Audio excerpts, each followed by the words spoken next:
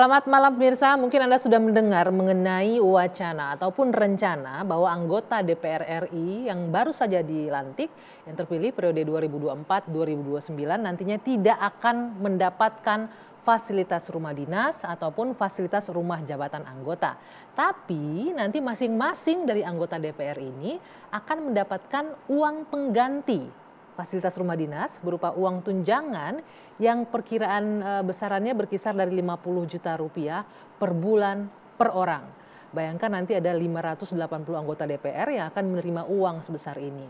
Dan tentu saja wacana ini atau rencana ini menuai kritik dari publik. Apalagi di saat ini kondisi ekonomi yang bisa dikatakan cukup sulit bagi sebagian masyarakat dan kurang lebih data BPS menunjukkan 9,9 juta masyarakat masih belum memiliki rumah hunian. Ditambah lagi ada rencana nanti Tapera yang akan membuat masyarakat harus mencicil sebanyak 3% dari penghasilannya untuk cicilan rumah. Nah, layakkah uang tunjangan rumah untuk DPR sebesar 50 juta rupiah di tengah kondisi ekonomi yang sulit? Kita akan bahas di dua sisi malam hari ini dengan sejumlah narasumber yang sudah hadir bersama saya. Ada Mas Agus Pambagio, selamat malam Mas Agus. Malam. Sehat kabarnya? Apa? Sehat? Alhamdulillah sehat. Ya. Dan ada Prof. Musni Umar, sosiolog, selamat malam. Selamat malam. Ya. Dan saya juga harus menyampaikan Bapak-Bapak, sejatinya awalnya kita ini akan berdiskusi berempat. Ada dua anggota dewan yang sudah kami undang, yang ternyata 10 menit menjelang on air dua-duanya balik kanan, membatalkan untuk membahas masalah ini. Kami juga sudah mengundang Sekjen DPR Pak Indra Iskandar yang juga membatalkan beberapa jam sebelum. Zoom juga nggak mau. Tidak berkenan hadir. Jadi ini sebenarnya agak menggelitik kita ya, karena ini kan kita akan membahas fasilitas untuk anggota dewan dan juga ada teman-teman mahasiswa di sini yang juga akan kita ajak berdiskusi nanti, teman-teman dari Universitas Bakri dan juga dari UNJ ya, baik. Dan juga bergabung secara virtual sudah bersama saya Kang Ujang Komarudin, pengamat politik. Selamat malam, Kang Ujang. Selamat malam, Bang Dia, Prof. Musni Umar, Bang Agus, teman-teman mahasiswa. Ya, terima kasih. Waalaikumsalam warahmatullahi wabarakatuh. Terima kasih sudah bergabung. Baik, sebelum kita mulai diskusi malam hari ini, saya ingin menampilkan kembali bagaimana suasana rumah jabatan anggota dewan yang katanya sudah tidak layak huni, yang sudah rusak dan lain-lain. Kami berkesempatan, tim TV One ketika tanggal 7 Oktober lalu diajak oleh Sekjen DPR untuk melihat langsung bagaimana suasana rumah jabatan milik anggota dewan yang terhormat. Kita saksikan terlebih dahulu liputannya berikut ini. Kali ini kami berada di rumah dinas DPR RI yang terletak di Kalibata, Jakarta Selatan, di mana ini adalah salah satu dari rumah dinas yang lainnya. Nah, bisa Anda lihat di sini memang rumah yang kami datangi ini sebetulnya tergolong masih layak pakai, namun memang terdapat beberapa part atau area rumah yang memang sudah terlihat usang. Nah, dapat kami sampaikan kepada Anda jika di sini memang terdapat 4 blok di kompleks anggota DPR RI yang terletak di Kalibata, Jakarta Selatan. Terdapat 4 blok di mana rata-rata dari rumah yang ada di sini luasnya sekitar 250 meter persegi. Nah, ini merupakan bagian dari salah satu rumah yang ada di sini yang kami diizinkan untuk meninjau area rumah bersama Pak Sekjen DPR RI Indra Iskandar. Dan ya seperti Anda lihat di sini bisa Anda saksikan di mana atap-atap ini sudah terlihat mulai usang. Secara kasat mata, pemirsa, sebetulnya kamar mandi di sini masih sangat terlihat layak untuk digunakan. Airnya pun masih menyala. Airnya masih menyala dengan lancar. Namun jika Anda datang langsung ke sini, Anda bisa lihat di atap-atap kamar mandi ini memang terlihat sedikit lapuk dan juga rembesan-rembesan dari air hujan yang kami tidak dapat pastikan apakah ketika hujan ini akan bocor atau tidak. Yang jelas di sini aroma dari lapuknya papan-papan tercium sangat amat jelas. Ya. Itu tadi kita sudah saksikan bersama bagaimana memang kondisi rumah ini ada sebagian yang sudah bocor, ada kondisi yang sudah keropos dan furniturnya juga sudah rusak begitu ya. Tapi ini juga akan jadi pembahasan kita, bukannya selama ini mereka juga mendapatkan tunjangan untuk pemeliharaan rumah dinas. Kita akan juga diskusi nanti terkait hal ini, walaupun sangat disayangkan ya, tidak ada pihak dari DPR dan juga Sekjen yang berkenan hadir. Saya mau ke Mas Agus terlebih dahulu. Mas Agus, kalau kita lihat tadi kondisi seperti itu, bagi anggota Dewan mungkin dirasa nggak nyaman, nggak layak. Tapi kita nggak bisa mungkiri bagi sebagian masyarakat di luar sana yang mungkin di taraf kehidupan ekonomi rendah, kondisi rumah seperti itu sangat-sangat layak untuk ditempati. Walaupun kita tidak bisa bandingkan ya, satu anggota Dewan dan satu masyarakat gitu. Ya. Tapi kalau Anda melihat fasilitas rumah ini masih layak atau tidak ditempati? Begini, kan penanggung jawab peralatan itu adalah sekretariat DPR ya. Ya. Sehingga anggaran ada di sana. Nah, rumah kalau tidak dihuni ya pasti rusak. Nah, persoalannya itu berapa persen yang dihuni. Tapi itu sekretariat wajib membuat rumah itu baik. Kalau ada tadi kayak bocor segala macam harus segera diperbaiki. Kan dananya ada. Betul. Kalau dananya nggak ada pasti ada yang ngantongin kan gitu. Nah, jadi artinya by law anggota DPR itu dapat rumah dinas yang Kalibata itu. Ya. Yang DPRD juga begitu. Dan tunjangan kendaraan. Nah, kalau itu aset negara ya. Sekarang kalau itu dianggurkan, artinya ada aset negara ini mau diapakan? Dimusnahkan, dijadikan apartemen atau segala macam. Nah, uang 58 saya dengar terakhir. 58 juta? 50 sampai 70 diputuskan, tapi suratnya belum keluar, 58 juta. Kalau dibagi ke adik-adik di sini kan buat kuliah bisa berapa? Bisa berapa banyak orang yang bisa sekolah dan kuliah. Rumah sudah ada, ya diperbaiki. Dan tempati, masalahnya anggota DPR yang ada biasanya punya rumah jauh lebih besar dari itu. Saya nggak tahu dari mana uangnya, tapi uangnya besar. Jadi dia tidak akan tinggal di sana. Dan itu alasannya hadiah. Kenapa? Hanya karena kecil, karena nggak nyaman? Bisa kecil, atau bisa macam-macam lah. Dan biasanya menempati situ orang dari daerah. Dan tidak selamanya, mungkin setahun 2 tahun udah punya uang, dia beli rumah. Ya kan? Nah, jadi itu aset negara yang terbengkalai, itu diapakan. Tapi ke sekretariat, apapun alasannya dia harus memaintain rumah itu. Karena rumah kalau tidak ditinggali pasti rusak. Oke, kalau kita lihat ya, ini pernyataan dari Sekjen Indra Iskandar juga bahwa selama ini sebenarnya juga untuk fasilitas perawatan pemeliharaan rumah dinas selalu diberikan setiap bulannya ada anggaran. Diberikan atau diperbaiki. Betul. Itu 2 hal yang berbeda. Kalau saya rasa diperbaiki. Tidak mungkin uang perawatan dikasihkan gitu. Biasanya diperbaiki lapor, bocor kamar saya, diperbaiki. Ini kompor rusak, diperbaiki. Itu tugasnya sekretariat DPR karena anggaran ada di sana. Jadi tidak berupa uang langsung. Menurut saya tidak, tapi tolong saya tidak belum ngecek, tapi menurut saya di seluruh instansi ada yang bertanggung jawab soal rumah dinas. Ya itulah dia yang akan membereskan. Nah, artinya kalau sekarang itu masih ada barangnya dikasih uang 58 juta, kok enak betul. Ya kan harus bertanggung jawab, aset ini harus dijual atau diapakan. Ini kan akan dikembalikan ke Kementerian Keuangan nih kalau dikelola ke aset milik Setnek nantinya ya, aset negara. Tidak tahu, belum tahu peruntukannya untuk apa. Makanya. Tapi mungkin jadi pertanyaan publik juga, mana yang lebih efisien? Apakah ini dikembalikan, entah mau diapakan, atau dengan memberikan uang sebesar 58 juta tadi itu? Begini, soal efisien, biasanya kan sudah punya rumah nih. Yang tinggal dari, ya katakan orang daerah juga banyak punya rumah di Jakarta. Jadi uang itu kan bisa untuk beli rumah lagi. Ya kan, untuk tunjangan. Tapi yang jelas sekarang, dua-duanya sih oke, asal ada aturan yang jelas. Aturannya belum keluar. Tapi kalau misalnya tidak diberikan rumah, diberikan tunjangan, rumah ini diapakan? Apakah jadi kompleks instansi lain yang masih negara, atau dirubuhkan, dibangun mall, atau apa? Ini aset negara, harus bertanggung jawab. Ya, supaya ada imbangan balance di keuangan negaranya, dikasih segini, ini dijual, kan tentu paling tidak bisa menutup atau ya aset negara itu harus dimanfaatkan kan. Ya. Dan untuk memusnahkannya kan tidak mudah. Kalau enggak kan double. Itu juga butuh biaya. Iya, sekretariat DPR pasti harus merawat rumah itu. Gitu. Oke, saya ke Prof Musni. Prof, wacana ini memang baru wacana, baru rencana. Karena nanti untuk hitung-hitungannya ini kan BURT yang akan menentukan Badan Urusan Rumah Tangganya DPR. Dan itu juga belum terbentuk nih BURT-nya. Baru dilantik, mungkin baru akan terbentuk ya sekitar 2 minggu ke depan. Tapi publik sudah mendengarkan rencana ini dari Sekjen DPR sendiri yang menyampaikan. Dan ini reaksinya luar biasa. Kalau Anda melihat rencana ini bagaimana Prof Musni? Di tengah tuntutan untuk rakyat, tapi DPR juga dituntut loh untuk bekerja. Jadi wajar rasanya punya fasilitas rumah yang bagus. Terima kasih. Saya tadi siang berkunjung ke sana. Oke. Saya melihat dari luar itu sebenarnya sangat layak tempat itu. Dan tempat itu sudah asri gitu ya, banyak pohon-pohon dan sebagainya. Sudah lama gitu ya. Dan menurut saya itu tetap bagus di sana. Dan contoh bahwa itu masih layak, saya berbincang dengan ini bagian pengamanan di sana. Dia mengatakan Sekjen PKS itu Habib Abu Bakar masih tinggal di situ. Di mana? AA10 katanya dia tinggal kompleks itu. Masih ditempati ya? Masih ditempati. Hanya sebagai rumah singgah atau ditempati memang tiap hari? Tinggal di situ. Tapi Tinggal kalau hari ditempati. Sabtu dia tidak di situ. Mungkin karena kepadatan kegiatan, jadi dia tetap tinggal di situ. Itu satu barangkali yang contoh. Kedua, itu kan sangat dekat dengan tol.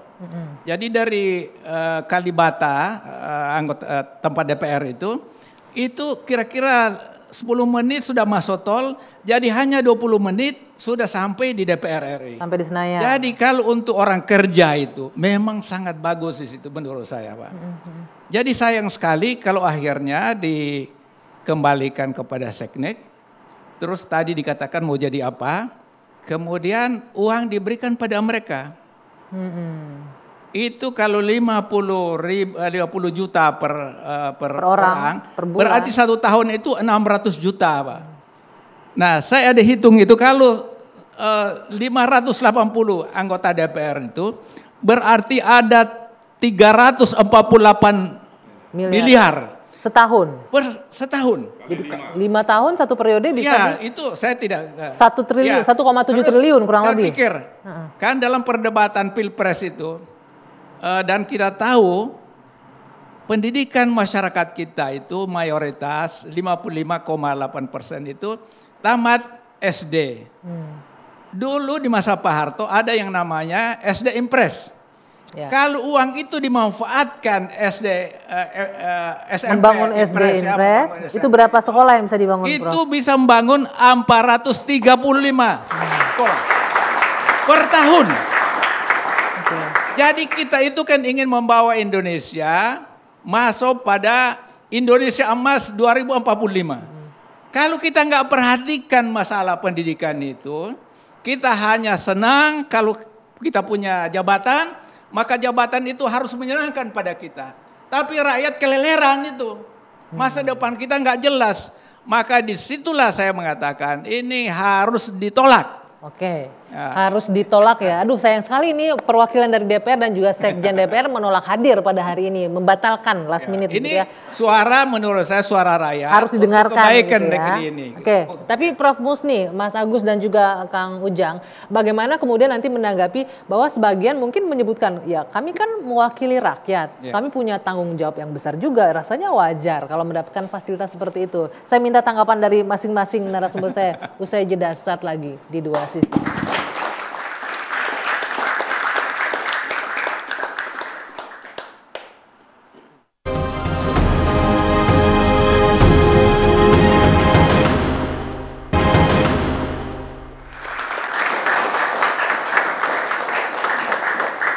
Saya lanjutkan kembali Dua Sisi yang malam hari ini rasanya jadi satu sisi karena tiga narasumber saya yang lainnya tiba-tiba di menit-menit terakhir sebelum on air membatalkan untuk hadir di Dua Sisi dari anggota DPR dan juga Sekjen DPR. Ada Mas Agus, ada Prof Musni dan juga Kang Ujang Komarudin. Saya mau ke Kang Ujang sebentar. Kang Ujang, tadi pertanyaan saya nih, saya harus memposisikan diri juga nih sebagai mewakili anggota Dewan di sini, Kang Ujang. Mungkin sebagian anggota Dewan memang membutuhkan itu fasilitas rumah dinas, rumah jabatan anggota. Kita bisa menyebutkan bahwa tidak semua dari 580 ya sekarang jumlahnya. Dari 580 anggota Dewan itu mungkin tidak semuanya pasti ada dari daerah-daerah lain yang juga membutuhkan sebenarnya fasilitas entah itu rumah ataupun uang tunjangan pengganti fasilitas rumah. Bagaimana komentarnya Kang Ujang dengan ini? Ya pasti ya, setiap anggota yang baru khususnya itu butuh rumah. Tetapi saya punya pengalaman Bang Gia ya. Saya dulu pernah jadi tenaga ahli, lalu juga pernah jadi staf khusus ketua DPR, dan pernah mau tinggal di sana. Dan memang banyak di sana dihuni juga oleh tenaga ahli. Jadi biasanya mereka anggota DPR yang punya rumah di Jakarta, itu ditempati oleh tenaga ahli. Oh, tidak ditempati oleh anggota dewannya sendiri ya? Ada anggota DPR banyak yang tinggal di sana. Bahkan saya setiap tahun di situ ada halal bihalal, selalu di masjid, selalu ya ke sana berteman dengan senior anggota DPR itu. Jadi sejatinya kalau bicara soal kebutuhan mungkin ya butuh soal perumahan itu. Tetapi memang apakah penting bagi mereka. Karena sejatinya begini, kalau yang terpilih itu kita baca ya, mereka kan punya uang. Mereka punya rumah juga sebenarnya di mana-mana. Bahkan saya kemarin juga nggak lama bertemu dengan anggota DPR baru dari Jawa Barat begitu. Dan lalu kemarin juga saya ketemu anggota DPR baru juga dari Jawa Tengah, tapi yang berbeda. Ya, yang membicarakan masalah rumah, yang salah satunya kelihatannya katanya anggota DPR yang baru ini, yang katakanlah tadi 580 akan mendapatkan tunjangan, tapi masih dibahas. Saya katakan ini Mas, saya bilang ini agak sulit posisinya rakyat. Jangan sampai mereka belum bekerja, baru beberapa hari dilantik, sudah gaspol minta fasilitas. Artinya kerjanya kan berat gitu kali Kang Ujang, kan mewakili seluruh rakyat Indonesia di sini. Ya, memang berat, tapi dalam konteks tertentu saya meyakini rakyat lebih butuh dibandingkan dengan anggota DPR itu. Katakanlah uang 50 juta atau 58 juta itu kalau tadi diberikan kepada rakyat, dibeasiswakan untuk pendidikan warga itu sangat luar biasa. Oleh karena itu saya meyakini butuh kejiwa besaran yang tinggi ya, butuh jiwa kenegarawanan dari para anggota DPR yang baru tersebut untuk tidak mengambil tadi tunjangan itu. Sebentar, tadi ini menarik Pak Agus nih, mengatakan, Kang Ujang. Sebentar nih, menarik nih, tadi Kang Ujang nyinggung soal biaya kuliah. Tadi juga dibahas sama Mas Agus, pas tidak boleh dipakai Mas. Tadi kita tanya ya sama adik-adik mahasiswa di sini, uang semesternya rata-rata berapa tadi? 5 juta. 5 juta, ada 4 juta. Ya tinggal dihitung aja kan, 58 kali berapa, kali 5 tahun, ya kan, berapa jumlahnya dibagi. Ada berapa banyak mahasiswa yang bisa dikuliahkan dari uang itu gitu lah. Bang Dia, Kang. Boleh saya tambahkan Bang Dia? Boleh saya tambahkan, saya dosen ya. Banyak mahasiswa saya yang menunggak cicilan SPP, bayangkan. Itu juga harus diperhatikan. Jadi di saat mahasiswa banyak yang susah, yang sulit sampai miliaran itu tunggakan mahasiswa itu belum bayar SPP. Nah, sejatinya tadi limpahkan uang itu untuk kepentingan pendidikan rakyat Indonesia gitu, itu lebih membutuhkan dan lebih berbeda negarawan. Nah, Kang Ujang, ini menarik, saya mau menggali sedikit. Tadi Anda menyebutkan Anda pernah jadi tenaga ahli, salah seorang pimpinan DPR. Anda menyebutkan juga Anda menempati rumah dinas yang di Kalibata ya berarti ya? Belum sempat. Waktu itu saya diperintah untuk tinggal di situ, tapi teman saya yang tinggal. Oh, akhirnya. Ini teman saya yang tinggal. Nah, saat itu anggota DPR yang Anda dampingi itu memilih kenapa tidak menempati rumah jabatan atau rumah dinasnya? Ya karena sudah punya rumah sendiri. Karena jadi anggota DPR sudah lama, sudah 3 periode 4 periode. Jadi memang sudah punya rumah sendiri yang tidak membutuhkan rumah, akhirnya dikasih ke tenaga ahlinya begitu. Artinya ya kebetulan artinya dari total 580 anggota dewan yang terpilih ini, kalau yang di domisili di Jakarta sebenarnya nggak butuh-butuh amat ya rumah dinas atau rumah jabatan ini?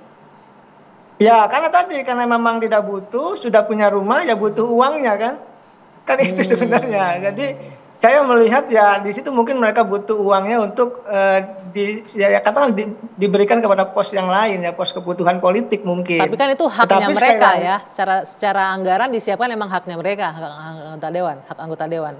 Iya kan dulu juga kayak gini, saya waktu teman saya di situ kan ada yang bocor memang AC gitu loh, ada tapi ya lapor ya diperbaiki gitu.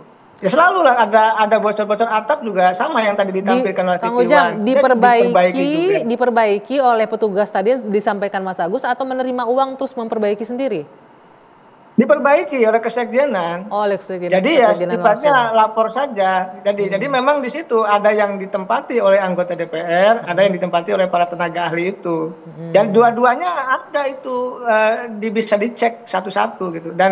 Dan kita ingin mengatakan kepada publik ya sejatinya kalau memang itu menjadi hak dari anggota DPR ya tinggali saja, tinggal direnovasi tuh, ditinggali karena memang itu menjadi hak bagi mereka semua begitu. Hak melekat yang diatur undang-undang ya, hak melekat untuk anggota dewan yang diatur oleh undang-undang sebenarnya. 50 juta, 58 juta itu besar bagi kami, bagi rakyat Indonesia. Apalagi kita lihat tadi mahasiswa banyak yang menunggak, banyak yang tidak. Bahkan di Jakarta, sekolah-sekolah SMA swasta itu tidak mampu menebus rapotnya loh, Mbak. Tidak bisa mengambil rapotnya karena belum bayar biaya tidak sekolah. Punya biaya untuk bayar bisa SPP. Dicek juga.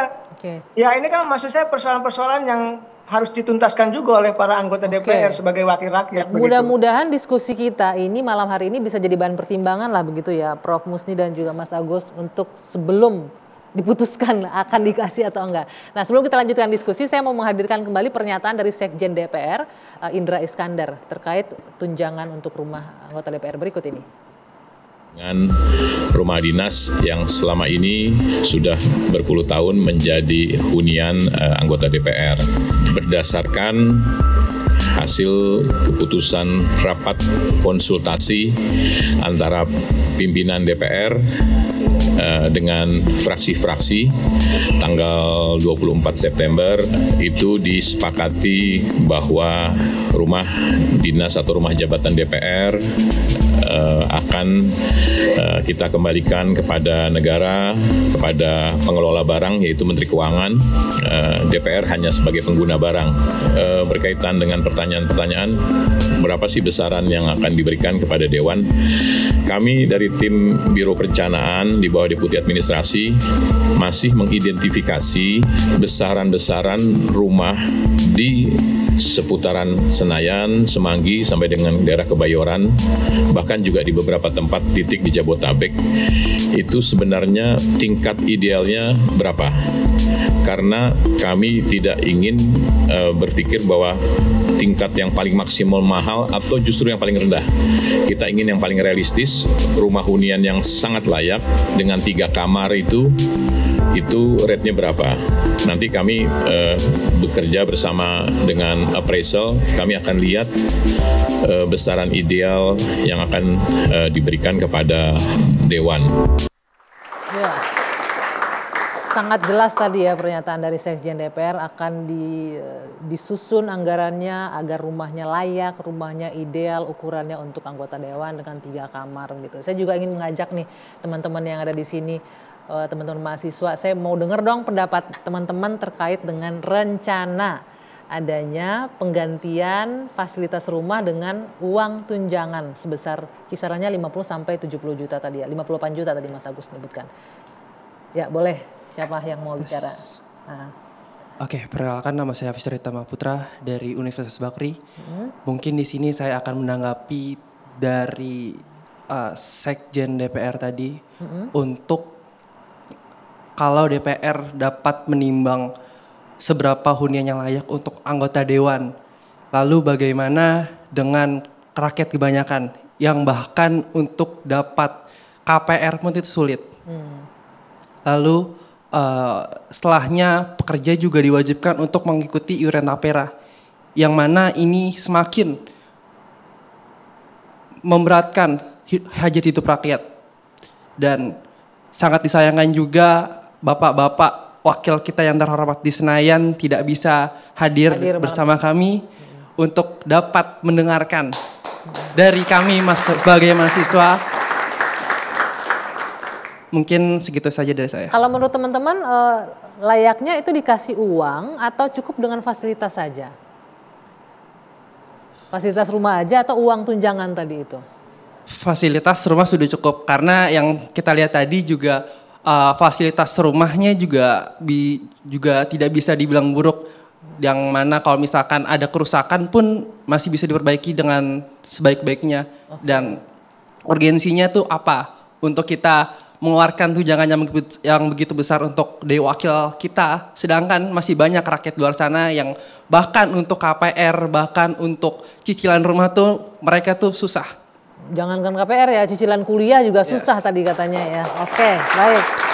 Nah, terima kasih Hafiz. Ada yang lain mungkin ikut mengomentari mungkin dari teman-teman? Boleh. Ya, perkenalkan semuanya nama saya Dini. Kalau dilihat dari tayangan yang pertama ditayangkan itu tadi kan rumah itu sangat masih layak ya. Pun kalau misalnya memang harus dianggap rusak pun bisa dibenerin dengan uang yang sebenarnya nggak nyampe 50 juta. Semisal tunjangan itu jadi dialokasikan kepada DPR untuk sebesar 50 juta, apakah ada kewajiban semisalnya uang yang dikasih itu harus dibenerin untuk membeli fasilitas rumah yang baru atau tidak? Kalau misalnya tidak, kan mungkin anggota DPR tuh bisa menggunakan uang itu untuk kegunaan yang lain, disalahgunakan seperti itu. Semisal mereka mendapatkan uang sebesar itu, masih banyak orang-orang yang lain yang lebih layak gitu daripada mereka. Oke, ada kekhawatiran bisa menyalahgunakan. Segitu nggak percayanya sama anggota Dewan kita berarti Mas Agus, gimana tuh? Ya publik kan melihat ya, terutama sejak reformasi, bagaimana kelakuannya dan sebagainya. Memang tidak semua. Kita nggak bisa mengeneralisir Tidak dong, bisa, ada yang baik serius ada juga. Tapi persoalannya kan kalau bicara tadi tunjangan, mereka bukan orang miskin masuk ke DPR. Tapi ini kan amanat undang-undang yang melekat fasilitas. Ya, amanatnya mendapat fasilitas. Oke. Ada fasilitasnya, harus tempati. Oke. Kecuali peraturannya dirubah, tidak mendapat uang tunai misalnya. Itu kan belum keluar. Oke, masih dibahas ya. Masih ini dibahas. Nah, jadi itu pastikan dulu karena ini aset negara. Kalau tidak ditempati kan rusak. Ya. Lalu dia apakan? Oh nanti kembalikan ke Menteri Keuangan mungkin dipakai kompleks. Ya silahkan diatur saja. Oke. Tapi rumah ini harus dipakai karena kalau rumah kalau tidak digunakan itu pasti rusak. Kos lagi. Nah sekarang daripada 50 juta itu ya coba memperbaiki. Ganti mebelnya semuanya siap masuk. Nah, perkara mau pakai mau tidak terserah. Oke, tadi sebutkan ganti mebelnya, furniture diperbaiki. Tapi ada sangkalan lagi dari Sekjen DPR menyebutkan ini rumah udah nggak bisa direnovasi karena dibangun tahun 1980 gitu. Tapi nanti saya minta responnya dari bapak-bapak. Kita jeda dulu sejenak. Dua Sisi akan kembali sesaat lagi.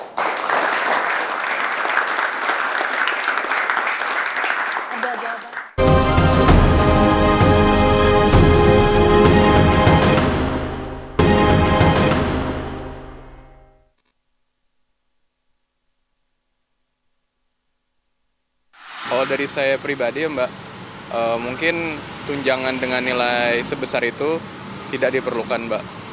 Kita mengetahui bahwa masyarakat juga masih banyak yang membutuhkan. Dari saya lebih baik dana sebesar itu dialokasikan kepada yang lebih membutuhkan. Sebenarnya untuk dilihat itu nggak setuju ya, karena kalau kita lihat dari nominalnya juga 30-60 juta per bulan. Orang yang mau jadi anggota DPR itu mereka bahkan untuk mau nyalek aja mereka butuh uang yang lebih banyak. Jadi udah jelas mereka ini udah terfilter dari orang-orang yang emang mereka mampu untuk punya rumah sendiri.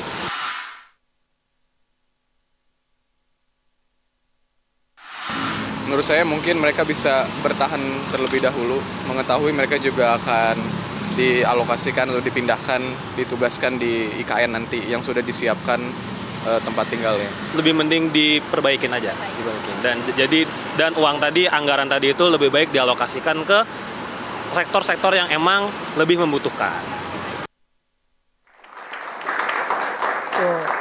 Kalau kita lihat kurang lebih pesannya sama ya, pesannya ya kurang pas di sana, harusnya diberikan kepada masyarakat yang mungkin jauh lebih membutuhkan. Terus ada juga yang komentar mungkin mereka butuh modal gede tadi kan masuk ke DPR gitu loh. Nah, balik lagi nih, saya mau minta juga pendapat dari bapak-bapak di sini. Tadi disebutkan Sekjen DPR menyebutkan rumah ini tidak bisa direnovasi karena dibangun tahun 1980-an gitu loh. Jadi memang pondasinya yang udah sulit untuk direnovasi katanya. Strukturnya sudah sangat tua sehingga harus dilakukan perombakan ulang. Nah, Prof Musni gimana nih? Kalau melihatnya memang udah nggak bisa direnovasi nih rumahnya, jadi harus dirombak ulang. Ya udah sementara itu dikasih dulu uang tunjangan rumah. Ya, saya kan sudah pergi ke sana, Pak. Tadi pagi ya, tadi siang? Tadi pagi, siang. Boleh ceritakan nggak Prof Musni ke sana, kemana, masuk ke dalam? Sana, kemudian saya di blok-blok itu sendiri, termasuk blok yang ditempati Sekjen PKS itu. Kemudian ada pengajian dari PKS itu, katanya dalam 2 bulan sekali mereka melakukan pengajian di situ. Di sana ada aulanya bagus, ada masjidnya bagus, ada lapangannya semua. Jadi kalau yang disampaikan Pak Sekjen itu, kalau kita yang orang dari luar ini mengapa fasilitas yang ada itu tidak dimanfaatkan, bisa menghemat. Apalagi Ketua MPR itu yang baru sudah mengatakan supaya hidup sederhana. Kalau menyewa tempat-tempat itu bukan hidup sederhana. Saya ingin mengingatkan, Mbak, ini alasan saya secara sosiologis mengapa saya menolak apa yang disampaikan Pak Sekjen tadi itu. Pertama, BPS menyebutkan pengangguran di Indonesia sekarang ini 7,2 juta orang. Itu industri tekstil itu pada bubar. Sampai ada disebutkan di media itu 11 juta orang yang PHK. belum lagi industri manufaktur, 48.000 yang di PHK. Jadi begitu banyak orang susah itu ya. Kemudian kelas menengah. Kelas menengah itu bukannya bertambah dengan utang yang begitu besar yang menggunung ini, tapi justru turun. Kan ada dalam strata sosial itu, ada yang namanya high class, middle class, lower class, lower class. Orang dari middle class turun lower class, artinya jadi orang miskin. Kemarin saya ketemu dengan seorang pengusaha. Dia ampun-ampunan, teman-teman saya banyak bangkrut. Karena dia menjadi subkontraktor dari BUMN. Seharusnya BUMN itu menjadi motor untuk mendorong banyaknya orang yang hidup layak. Tapi justru sebaliknya. Jadi ini barangkali yang membuat kita prihatin. Kemudian kemiskinan. Ini disebutkan oleh BPS masih 25 juta. 25 juta. Itu dengan batas garis kemiskinan yang sangat rendah. Kalau berpenghasilan 435.547 rupiah per bulan itu dikatakan sudah tidak miskin. Ini 25 juta. Kalau menurut Bank Dunia 3,2 dolar per hari, maka jumlah orang miskin di Indonesia 110 juta orang. Maka ini harus kita pikirkan untuk masa depan Indonesia. Jangan karena kita punya kekuasaan kemudian memperkaya diri kita sendiri, kemudian kita mengabaikan rakyat, mengabaikan mahasiswa. Mahasiswa adalah masa depan. Banyak yang kena pinjol. Kenapa? Tidak bisa bayar kuliah. Banyak yang berhenti dari kuliah karena orang tuanya miskin. Jadi ini barangkali yang ingin sampaikan. Saya mendoakan Prabowo presiden terpilih untuk memperbaiki keadaan Indonesia seperti sekarang ini. Prof Muslim. Sekali lagi. Prof, ini artinya saya juga minta pendapatnya Mas Agus. Ini kan artinya masih tidak banyak lah reaksi dari masyarakat untuk menolak ini ya. Nah pertanyaan selanjutnya, apakah kita bisa berharap nggak nih Mas Agus bahwa aturan ini paling enggak bisa direview ulang terlebih dahulu, didiskusikan, dipikirkan matang-matang dampaknya dan bagaimana rakyat nanti akan bereaksi dengan aturan ini gitu. Iya, kan ini peraturannya belum keluar. Betul. Ya sudah dilempar begini. Rakyat gundah ini. Ya Jelaskan, sekretariat jelaskan. Jadinya maunya gimana? Pokoknya baik undang-undang sudah dikasih fasilitas, ya baik. Kalau rusak perbaiki. Ya kecuali ada peraturan baru, rumah didemolis apa dihancurkan gitu. Karena ini aset negara. Jadi pasti bisa diperbaiki dan rusaknya juga tidak miring, tidak bocor. Ini kan rumah pejabat. Pasti kualitasnya baik, kecuali dulu dikorupsi waktu bangunnya. Ya kan kita nggak tahu. Ya. Tahun 80 itu ya. Oke. Tapi kalau kita lihat tadi bilang ini kan rumah pejabat, harusnya idealnya ini sudah bagus dengan kekuatan bangunan yang cukup bagus. Iyalah, juga, mau gimana lagi kalau mereka tidak mau tempat itu karena punya rumah lebih besar, lebih mahal karena gengsi anggota DPR. Ya jangan jadi anggota DPR lah. Karena anggota DPR harus merakyat, katanya wakil rakyat. Gitu. Sudah mewakili rakyat dapat fasilitas rumah. Iya, dapat kan sudah dikasih, kan cukup baik, cukup layak. Itu kan bukan kelas rusunawa itu. Ya air bersih, semua dijamin, listrik nggak bayar, kurang apa lagi?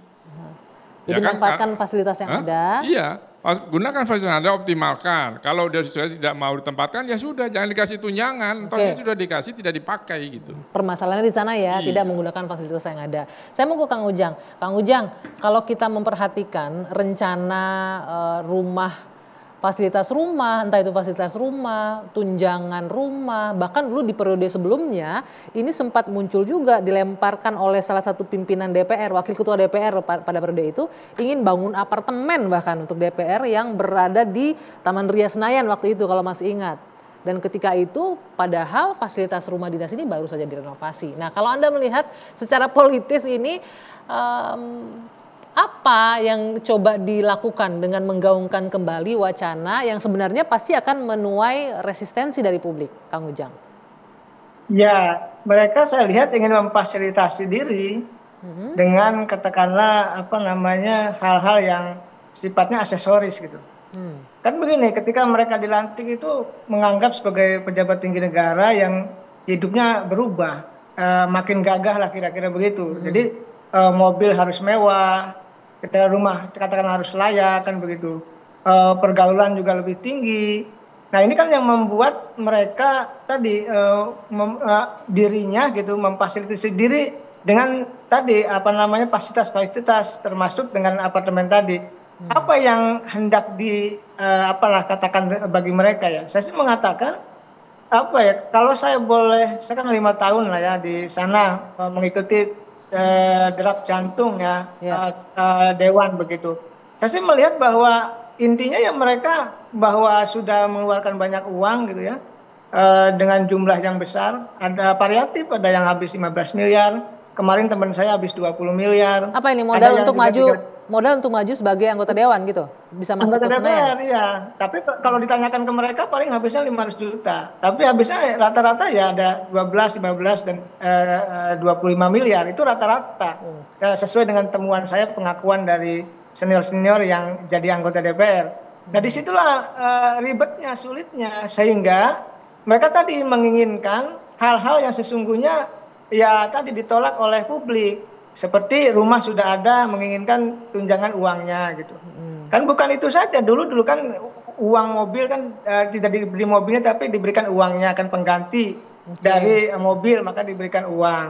Oleh karena itu saya melihat ya sejatinya begini, mereka memang kerja keras, mereka juga berdarah-darah untuk jadi anggota DPR, tetapi tunjukkan dulu bukti, seperti saya katakan di awal tadi, bahwa mereka harus bekerja dengan baik. Jangan sampai 3 kewenangan yang dimiliki, misalkan kewenangan legislasi, kewenangan pengawasan, kewenangan budgeting ini dilakukan, mohon maaf, untuk memperkaya diri tadi. Termasuk masa kerja baru berapa hari sudah ingin merubah atau ingin mendapatkan tunjangan perumahan tersebut. Saya hanya ingin mengatakan tentu tadi sense of crisis-nya harus muncul. Karena begini, saya kaitkan ya dengan persoalan politisi. Derajat tertinggi dari seorang politisi itu negarawan. Jadi kalau memang mereka itu ingin menjadi sosok negarawan, maka yang dibutuhkan adalah mereka mengesampingkan kepentingan pribadi, mengutamakan kepentingan masyarakat, bangsa dan negara. Itu catatan. Dan jangan lupa juga catatan berikutnya adalah bagaimana mereka ketika bersuara, ucapannya, tindakannya, pikirannya, ide gagasannya itu adalah kepentingan untuk masyarakat, bangsa dan negara, bukan untuk kepentingan pribadi. Baik Kang Ujang. Seperti itu. Ya, ini kan masih dalam proses perencanaan, masih baru akan dibahas di BURT. Jadi masih bisalah kita berharap ya, mungkin ini akan masih bisa berubah. Apa kemudian yang menjadi poin catatan bagi Bapak-bapak di sini yang bisa mungkin kita sampaikan ke para anggota dewan yang terhormat yang malam ini mungkin menyaksikan 2 sisi. Tapi nanti kita lanjutkan usai jeda sesaat lagi.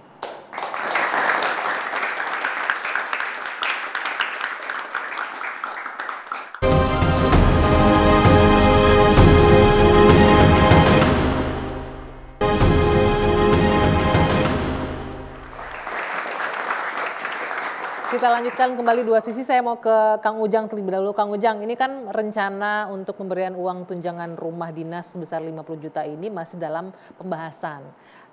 Masih ada potensi lah untuk didiskusikan, dibahas. Barangkali ada input atau masukan dari Kang Ujang untuk anggota dewan yang menyaksikan diskusi kita malam hari ini. Silakan Kang Ujang. Ya, saya meyakini ya mereka memang saya dengar butuh rumah bagi yang dari daerah itu. Oleh karena kalau butuh rumah ya kasih rumahnya dong. Bukan uangnya ya? Saja gitu. Ya bukan uang, karena uang ini pasti akan berbenturan dengan kepentingan publik. Tadi rakyat banyak yang nganggur, banyak yang miskin, mahasiswa terlibat pinjol, bahkan ada yang bunuh diri. Ini kan harus dipikirkan oleh para wakil rakyat kita. Oleh karena itu kita mengetuk para anggota DPR ya senior-senior ya untuk tadi tinggali rumah yang ada dengan renovasi yang katakanlah yang layak, sehingga memang mereka mencerminkan politisi yang berjiwa negarawan tadi. Tidak berhadapan-hadapan dengan rakyat yang butuh tadi. Rakyat makan sulit ini. Banyak yang teman kemarin mohon maaf ya di Jakarta saja ada teman yang mohon maaf teman saya ada yang kelaparan, bayangkan tidak punya beras.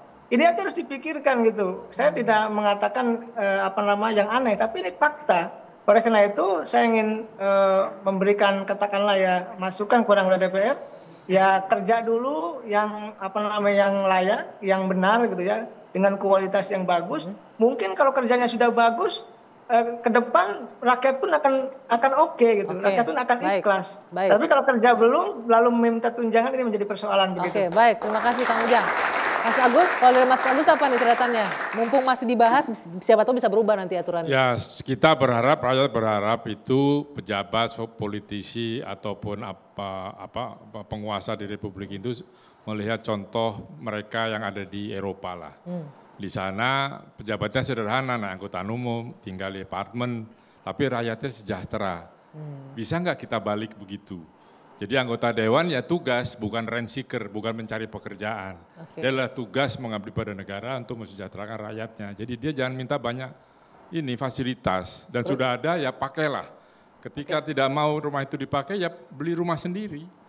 Bisa jadi anggota DPR kan mahal kosnya. Bisa di anggota DPR tentu bisa beli rumah yang katanya dekat ke Senayan. Gitu. Baik Mas Agus, terima kasih. Terakhir Prof. Musni.